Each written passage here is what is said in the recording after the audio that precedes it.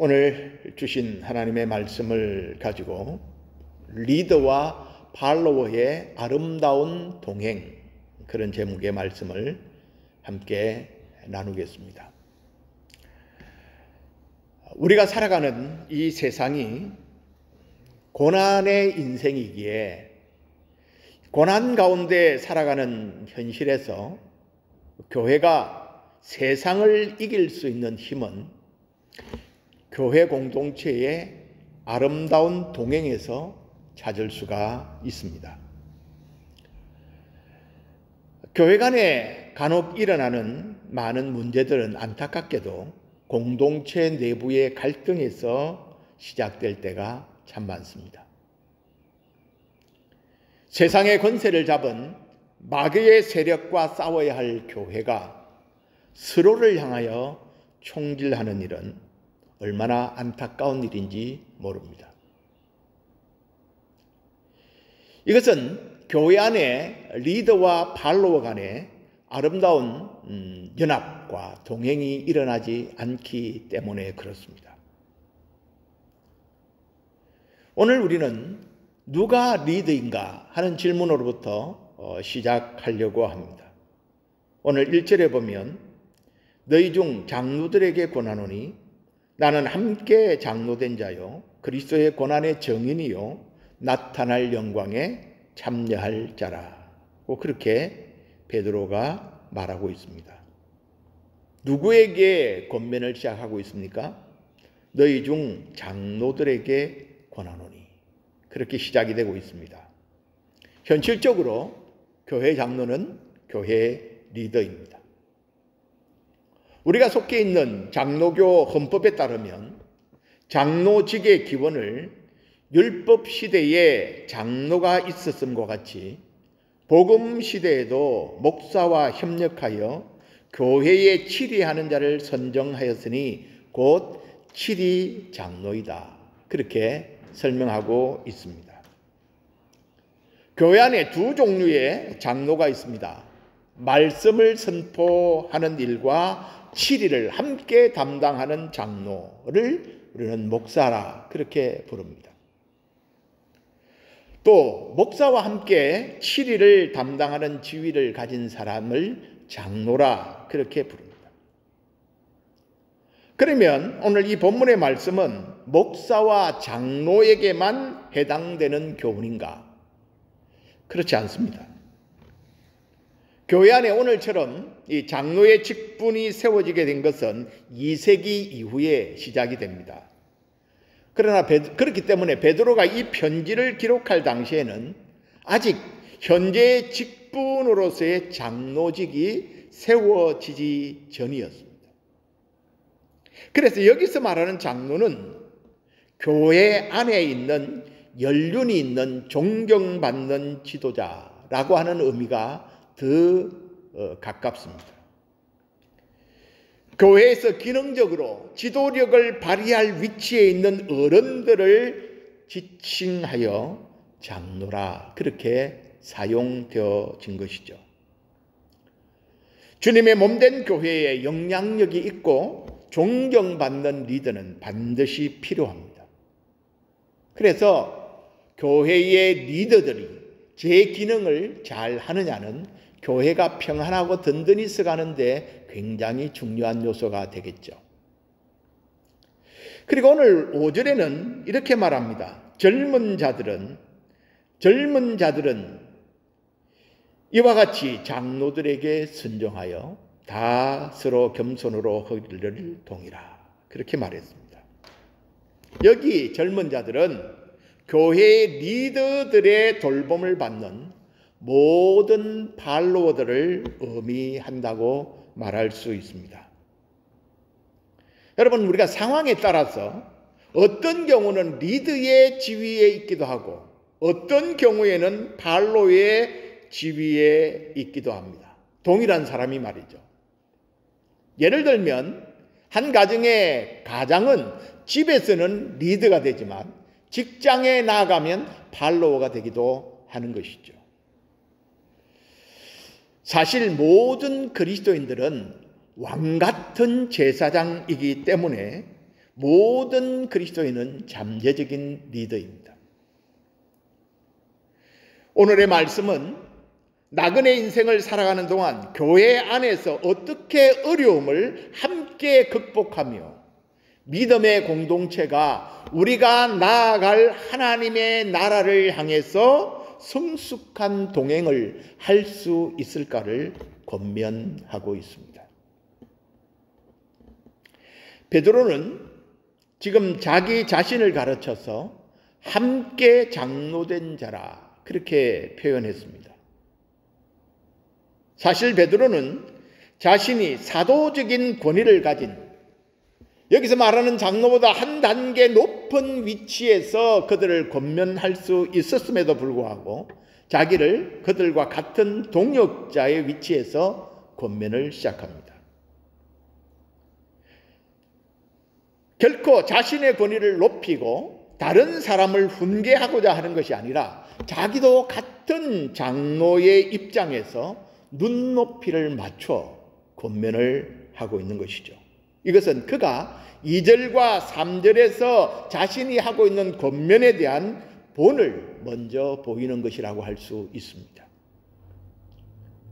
나는 함께 된 장로요 그리스도의 고난의 증인이라고 말했습니다. 이것은 베드로 자신이 직접 그리스도의 고난을 목격한 증인이라는 것이고 또 그가 그리스도의 고난을 증거할 책임을 부여받은 사람이다는 것을 말하는 것입니다. 거기에서 그치지 않고 나타날 영광에 참여할 자라 그렇게 말했죠. 여기 나타날 영광은 그리스도께서 다시 오실 때에 보여주실 영광입니다. 동시에 베드로를 포함한 모든 그리스도인들이 함께 누릴 영광이기도 합니다. 여기서도 지난번에도 말씀드렸지만 베드로 전서의 키워드가 등장하죠. 고난이라는 것과 영광이라는 단어입니다. 우리가 이 땅에서 그리스도의 증인이 될 때 고난은 피할 수가 없습니다. 그래서 증인을 뜻하는 헬라 단어가 마르투스라고 하는 단어인데 이 마르투스라고 하는 단어에서 순교자, 마더라고 하는 단어가 생겨난 것이죠. 그런데 그 고난은 우리가 장차 주님과 함께 누릴 영광의 보증이라는 것입니다. 사랑하는 여러분, 여러분들이 그리스도 때문에 복음을 전하는 일 때문에 하나님의 말씀을 순종하기 위해서 하나님의 뜻을 준행하기 위해서 이 세상에서 어려움을 겪으신다면 고난을 당하신다면 손해를 보는 일이 있다면 여러분 기뻐하고 즐거워하십시오. 왜냐하면 그것은 여러분에게 영광이 예약되어 있음을 보증하는 표시이기 때문입니다. 오늘 본문은 교회의 리더들이 하는 일이 무엇인지, 그리고 리더들이 그 일을 할 때 어떻게 해야 하는지, 그리고 리더들에게 주어지는 보상은 무엇인지를 잘 설명해 주고 있습니다. 오늘 2절과 3절을 우리가 같이 한번 읽겠습니다. 2절과 3절입니다. 시작. 너희 중에 있는 하나님의 양무리를 취대 억지로 하지 말고 하나님의 뜻을 따라 자원함으로 하며 더러운 이득을 위하여 하지 말고 기꺼이 하며 맡은 자들에게 주장하는 자세를 하지 말고 양무리의 본이 되라. 그렇게 말합니다. 여기 리더가 하는 일을 분명하게 설명하고 있습니다. 무엇입니까? 너희 중에 있는 하나님의 양무리를 치라 하는 것이죠. 하나님의 양을 치는 것, 즉 목양하는 것이 리더의 임무라는 것입니다. 여러분, 본래 양들은 누구의 것입니까? 주님의 것이고 하나님의 것입니다. 요한복음 10장 14절에 예수님 말씀하셨죠. 나는 선한 목자라. 나는 내 양을 알고 양도 나를 안다. 양을 예수님이 내 양이라 그렇게 말씀했습니다. 그런데 목자의 목자장 되시는 예수 그리스도께서 자신의 양무리를 돌보는 일을 그리스도의 고난과 부활을 증언하는 교회의 리더들에게 그 일을 맡기셨다는 것입니다. 부활하신 예수님께서 제자들이 고기를 잡고 있는 디베랴 호수를 찾아가셨습니다. 그리고 고기를 잡고 있는 그들을 위해서 숯불을 먼저 피워 떡과 생선을 구워 아침을 먹이십니다. 아침을 다 먹고 난 후에 예수님께서 시몬 베드로에게 묻습니다. 요한의 아들 시몬아, 내가 이 사람들보다 나를 더 사랑하느냐? 베드로가 대답합니다. 주님, 그렇습니다. 내가 주님을 사랑하는 줄을 주님께서 아시지 않습니까? 그때 예수님이 내 어린 양을 먹이라 라고 말씀합니다. 두 번째 또 말씀하십니다. 요한의 아들 시몬아, 내가 나를 사랑하느냐? 요한이 주님, 그렇습니다. 내가 주님을 사랑하는 줄을 주께서 아십니다. 그러자 예수님이 내 양을 치라 그렇게 말씀합니다. 세 번째 주님이 요한의 아들 시몬아, 내가 나를 사랑하느냐 물으시니까 세 번째 그 물음에 베드로가 모든 것을 아시오매 내가 주님을 사랑하는 줄을 주께서 아십니다. 그러자 예수님이 말씀합니다. 내 양을 먹이라 그렇게 말씀하죠. 저는 이 장면을 묵상할 때마다 얼마나 위로가 되는지 모릅니다. 하나님이 나를 목사로 부른 것이 내가 선하고 똑똑하고 허물이 없어서 부른 것이 아니라는 말입니다. 실수가 많고 허물이 많을 뿐 아니라 나보다 훨씬 유능하고 훨씬 똑똑한 사람이 많음에도 불구하고 하나님이 나를 목사로 불러서 사용하시는 것에 대하여 얼마나 감사한지 모릅니다. 예수님을 모른다고 3번이나 부인했던 베드로 아닙니까? 그런 배신자 베드로에게 주님이 친히 자기의 생명을 버려 구한 자기의 양을 먹이라고 부탁하고 있습니다. 그 양이 어떤 양입니까? 주님이 그 양을 위하여 생명을 버렸습니다. 주님이 생명을 주고 얻은 그 양을 오늘 교회의 리더들에게 맡기셨다는 사실이죠. 믿을만 하지 못한 우리가 주님이 맡겨신 양들을 어떻게 돌볼 수 있겠습니까?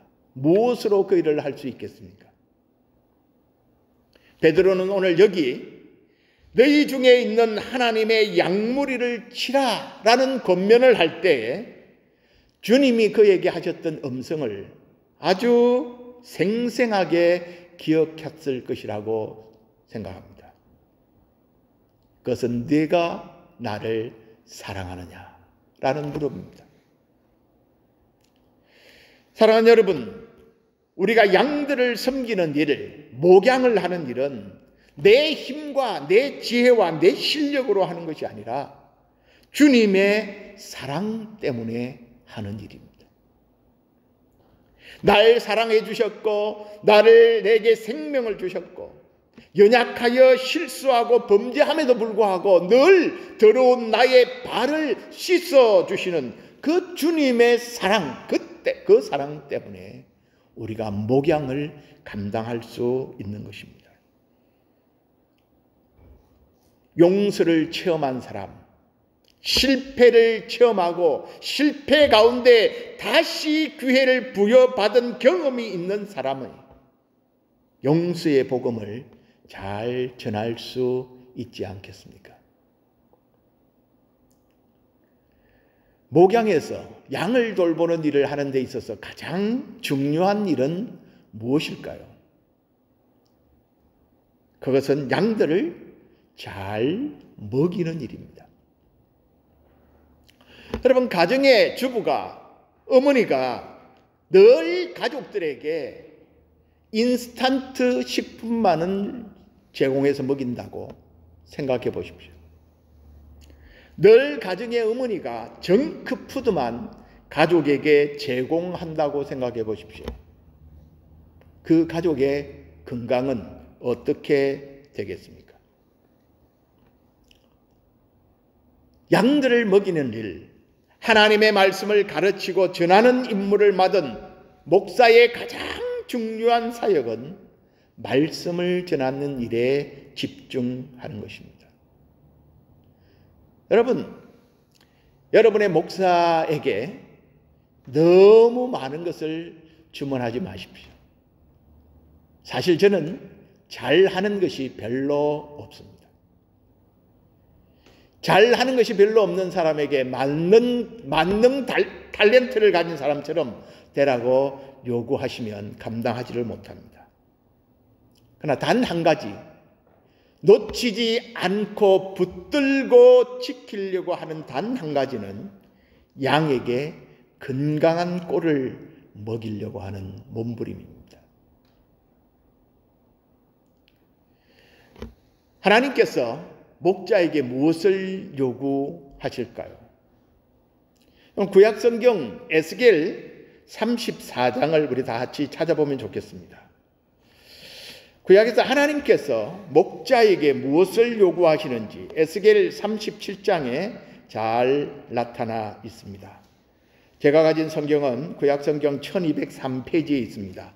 에스겔 34장 7절 말씀을 보겠습니다. 7절, 8절, 9절입니다. 같이 읽읍시다. 시작. 그러므로 목자들아 여호와의 말씀을 들을지어다. 주 여호와의 말씀에 내가 나의 삶을 두고 맹세하노라. 내 양떼가 노략거리가 되고 모든 덜짐승의 밥이 된 것은 목자가 없기 때문이라. 내 목자들이 내 양을 찾지 아니하고 자기만 먹이고 내 양떼를 먹이지 아니하였도다. 그러므로 너희 목자들아 여호와의 말씀을 들을지어다. 넘어갔어요. 14절입니다. 14절 시작. 좋은 꼴을 먹이고 그 우리를 이스라엘 높은 산에 두리니 그것들이 그곳에 있는 좋은 우리에 누워 있으며 이스라엘 산에서 살찐 꼴을 먹으리라. 20절입니다. 시작. 그러므로 주 여호와께서 그들에게 이같이 말씀하시되 나 곧 내가 살찐 양과 파리한 양 사이에서 심판하리라. 하나님께서 목자를 무엇으로 심판하신다고 말씀하셨습니까?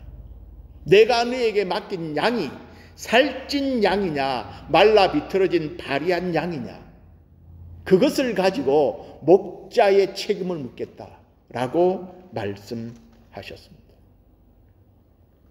양을 어떻게 먹이느냐로 목자의 책임을 묻는다는 말입니다. 저를 따라 꼴을 먹여주시니 내게 부족함 전혀 없으리. 선한 목자이신 주님은 우리를 이렇게 돌보셨습니다. 그 예수님이 하신 것처럼 너희들도 양을 먹이라고 말씀합니다. 그리스도의 말씀과 사랑으로 진실하고 성실하게 먹이면 양무리는 배부르게 되고 건강하게 성장한다는 것입니다. 이것이 목자의 가장 큰 기쁨이어야 한다는 것이죠. 리더가 하는 일이 이렇게 양을 먹이는 목양이라면 그 목양을 어떻게 해야 하겠습니까? 우리가 이미 읽었습니다. 2절과 3절에 보면 세 가지 이 단어가 대비되어 나옵니다. 말고 말고 말고 하며 되라 하는 표현이 나오죠. 양무리를 칠 때 우리가 깊이 기억해야 할 세 가지 태도가 있습니다. 그 첫째는 그들을 부득이함으로 하지 말고 자원함으로 하라고 말씀했습니다. 여기 부득이함으로 한다는 말은 의무감 때문에 억지로라는 뜻입니다.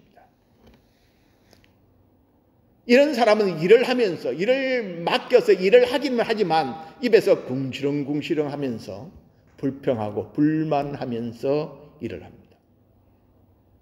마치 먼 처삼촌 벌초하듯이 그냥 대충 눈가림을 하는 태도를 뜻합니다.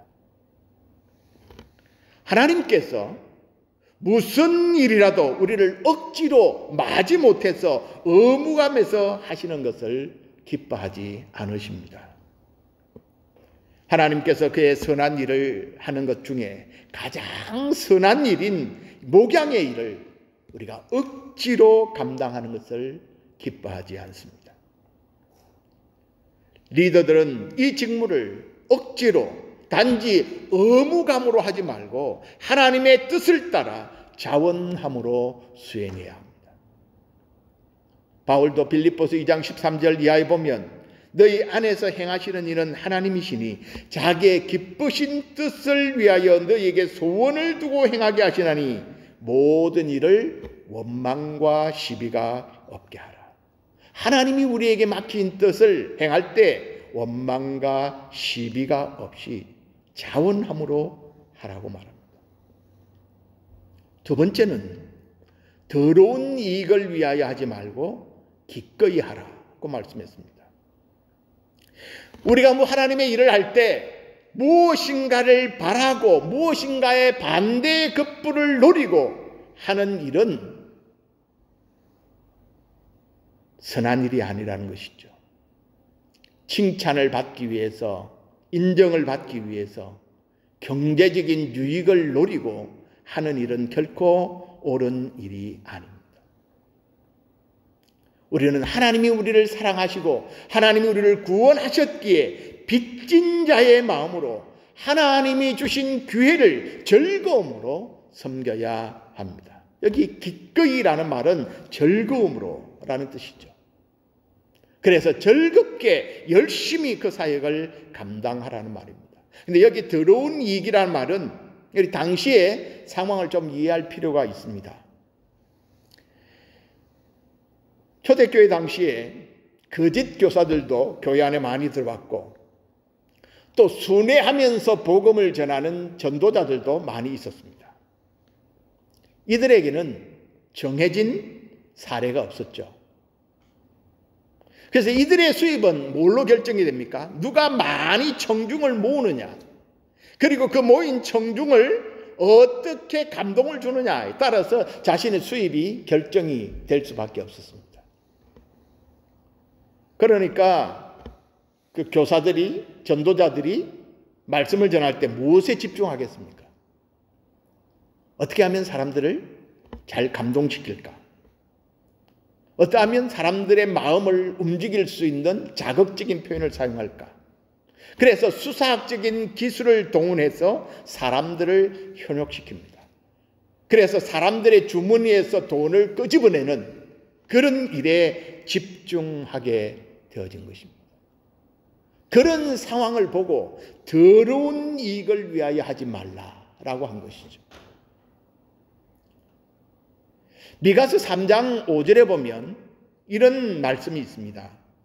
내 백성을 유혹하는 선지자들은 이에 물 것이 있으면 평안을 외치나 그 입에 무엇을 채워주지 아니하는 자에게는 전쟁을 준비하는도다. 무슨 말입니까? 선지자들이, 거짓 선지자들이, 유혹하는 선지자들이 자기의 입에 물 것이 있으면, 자기에게 이익이 되고 자기에게 좋은 것이 있으면 평안하다 외치지만 자기의 입에 먹을 것이 주지 않으면 저주와 전쟁을 선포한다. 그런 말입니다. 오늘날 하나님의 말씀을 전할 때 너무 청중들의 입맛을 맞추기 위해서 하나님의 말씀의 MSG를 너무 많이 가미하는 경향이 있습니다. 말씀을 왜곡하지 않아야 합니다. 사람들의 인기를 얻으려고 애쓰지 말아야 합니다. 세 번째는 맡겨진 자들에게 주장하는 자세로 하지 말고 양무리의 본이 되라고 말합니다. 사실 이 부분은 목회자로서 가장 어려운 부분이기도 합니다. 본이 되라고 하는 말이죠. 사실 대체로 이 리더들은 삶의 경륜이나 경험이나 인생살이의 경험에 있어서 젊은 사람들에게 비해서 훨씬 정답을 알 가능성이 높습니다. 그런데 문제는 자기는 그 답대로, 자기가 말하는 정답대로 살지 않는다는 데 있습니다. 그래서 오늘날 젊은이들이 기성세대의 충고를 듣지 않습니다. 말로만 가르치는 어른들을 오늘 젊은이들은 꼰대라 그렇게 부릅니다. 여러분, 신앙 공동체의 어른 노릇은 입으로 하는 것이 아닙니다. 인격적인 성숙과 본인이 적어도 변화하려고 몸부림치는 모습을 보여주지 않으면 아무리 정답을 말해도 그것은 잔소리밖에 되지 않는다는 것이죠. 우리가 집에서 자녀들이나 또 일터에서 또 교회에서 젊은 사람들에게 성질을 부리고 큰 소리를 치는 것으로는 인정받지 못합니다. 정답만 말해준다고 따르지 않습니다. 그렇다고 여러분, 부모들이, 리더들이 다 완벽해야 되냐? 완벽한 사람이 어디에 있습니까? 하지만 자녀들이, 또 젊은 사람들이 적어도 변화하려고 말한 대로 살려고 몸부림치는 모습만으로도 보여주어야. 예수님이 수건을 두르시고 먼저 제자들의 발을 씻기신 후에 너희도 이와 같이 하라 라고 본을 보이셨죠. 사람은 자기가 말하는 것보다 말하지 않는 것으로 더 많은 것을 가르칩니다. 자녀는 부모의 뒷모습을 보고 배운다고 하지 않습니까? 모범으로, 본으로 보이는 리더십이 목양의 방법이죠. 우리가 이렇게 리더로서의 기능을 잘 감당한다면 리더에게 주어진 그런 보상은 무엇일까요? 사역자의 영광은 어디에 있는 것입니까? 그건 오늘 본문 4절이 잘 나타내주고 있습니다. 4절 같이 읽겠습니다. 시작. 그리하면 목자장이 나타나실 때에 시들지 아니하는 영광의 면류관을 얻으리라. 여기 신약 성경에서 딱 한 번 나오는 단어가 나옵니다. 그것은 목자장이라는 표현인데요. 목자장이 누구입니까? 예수 그리스도를 가르칩니다. 다른 목자들과 구별하기 위해서 이 목자장이라는 용어를 사용한 것 같습니다. 모든 양들의 목자가 되시는 예수님은 큰 목자이십니다. 그리고 그분은 선한 목자이십니다. 베드로를 포함한 교회 모든 리더들은 목자장이신 예수님의 대리자입니다. 그러므로 예수 그리스도께서는 대리 목자들에게 그의 행위에 따라서 적합한 보상을 해 주실 것을 약속하셨습니다. 그들에게 주신 상급은 뭡니까? 시들지 아니하는 영광의 면류관입니다. 시들지 아니하는 영광의 면류관이 구체적으로 어떤 것인지는 잘 알지 못하겠습니다. 하지만 여기 그 상징하고 있는, 표현하고 있는 시들지 아니한다라고 하는 이 단어는 헬라어로 아마란티논이라는 단어인데, 아마란스라고 하는 신화에 나오는 절대로 시들지 않는 꽃 이름에서 나온 단어입니다. 그러니까 시들지 않는 아마란스의 꽃과 같이 절대로 시들지 않는 면류관, 운동 경기에서 승리자에게 주어진 월계관, 그것을 씌워준다는 것이죠. 리더의 직임을 잘 감당하는 장로들은 그리스도로부터 합당한 상급으로 영원히 쇠하지 않는 영광의 면류관을 받게 될 것입니다. 그런데 여러분, 우리가 어떤 면류관을 받게 될 것인지 천상의 예배의 장면에서 면류관을 쓰고 있는 장로들의 모습을 우리는 확인할 수 있습니다. 요한계시록입니다. 계시록 4장을 보겠습니다. 아주 중요한 내용이니까 우리가 함께 보겠습니다. 요한계시록 4장 4절입니다. 요한계시록 4장 4절은 천상의 예배의 장면을 보여주고 있는 그림입니다. 4장 4절에 무엇이라고 말하는지 같이 보겠습니다. 시작. 또 보좌에 둘러 24보좌들이 있고 그 보좌들 위에 24장로들이 흰옷을 입고 머리에 금관을 쓰고 앉았더라. 자, 여기 천상의 예배의 장면을 요한이 가서 보았는데 거기에 보니까 24보좌들이 있고 그 보좌 위에 24장로들이 흰옷을 입고 머리에 금관을 쓰고 앉아있더라는 것을 봅니다. 여기 24장로들은 구약과 신약의 모든 믿는 성도들을 대표하는 사람들입니다. 주님으로부터 영광의 면류관을 받은 신실한 장로들은 하늘의 보좌의 앞에서 그들의 면류관을 벗어 하나님께 찬양과 영광을 돌리고 있습니다. 10절과 11절이죠. 4장 10절과 11절 같이 보겠습니다. 시작. 24장로들이 보좌에 앉으신 이 앞에 엎드려 세세토록 살아계시는 이에게 경배하고 자기의 관을 보좌 앞에 들이며 이르되 우리 주 하나님이여 영광과 존귀와 권능을 받으시는 것이 합당하오니 주께서 만물을 지으신지라 만물이 주의 뜻대로 있었고 또 지으심을 받았나이다 하더라. 여러분, 이것이 믿는 자들이 보여주는 영광스러운 모습입니다.